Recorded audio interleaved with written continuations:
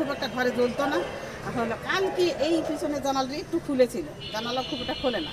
আমি দেখলাম অল্প একটু ফাঁকা করেছে, আমি যখন আমার বারান্দায় তাকালাম তখন জানালাটা হলো বন্ধ করে দিল। এই বারান্দার উপর পর্দাটা আমার দরজায় নক করা হয়, মানে তীব্র শব্দে।